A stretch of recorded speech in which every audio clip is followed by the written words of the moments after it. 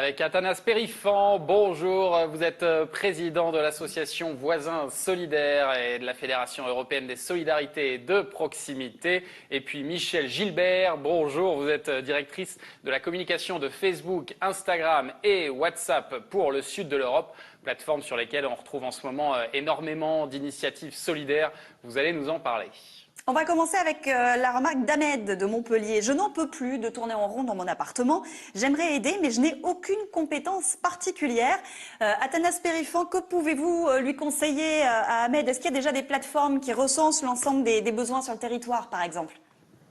D'abord, bravo à Ahmed. Quand il dit qu'il n'a pas de compétences, il a la seule compétence utile et indispensable, c'est le cœur et la générosité. Donc, il y a plein de plateformes qui existent. Je vais en citer une ou deux. Je veux aider.org, sur lequel plusieurs centaines de milliers d'offres et demandes sont recensées.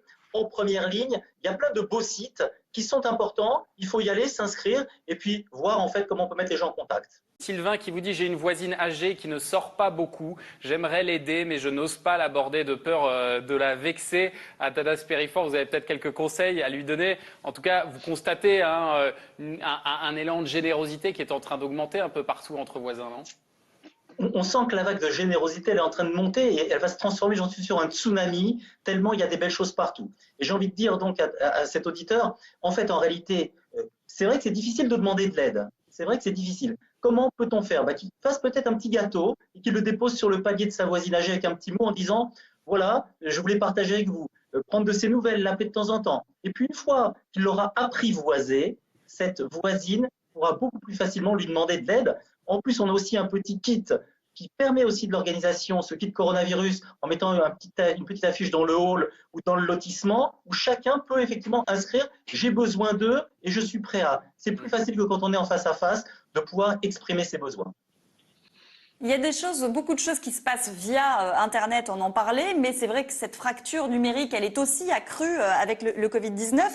Il y a des personnes isolées qui n'ont pas peu de connexion Internet. Pour elles, est-ce qu'il y a un moyen de leur faciliter la vie? Bien sûr, on a des gestes très simples. Pensez à partager son Wi-Fi. Il y a des gens qui n'ont pas les moyens d'avoir une connexion. Ça peut être d'aider la petite dame âgée qui a une tablette par téléphone, de lui expliquer comment ça marche pour pouvoir envoyer un petit mail à sa petite fille qui est à l'autre bout de la France.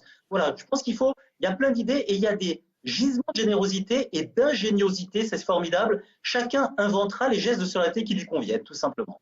Athanas Périfan, est-ce que il y a des initiatives qui vous ont particulièrement ému ces derniers temps, entre voisins justement?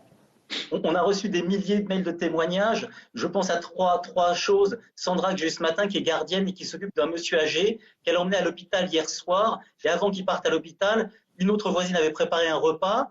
Et elle avait rencontré Sandra dans la cour de l'immeuble, une dame qui lui a dit « Moi, je fais des gâteaux pour les soignants ». Et elle lui a dit « Mais pourquoi vous n'en feriez pas un pour Marcel ?» Et Marcel est parti à l'hôpital avec un bon pain d'épices et un bon déjeuner dans le ventre. Je pense à Victoire qui s'occupe de faire le ménage gratuitement depuis 3 semaines chez un monsieur âgé dont la femme est hospitalisée. Je pense à Ahmed qui est parti à Rouen emmener une jeune femme de 35 ans chez ses parents parce que la fille était dans un état de déprime.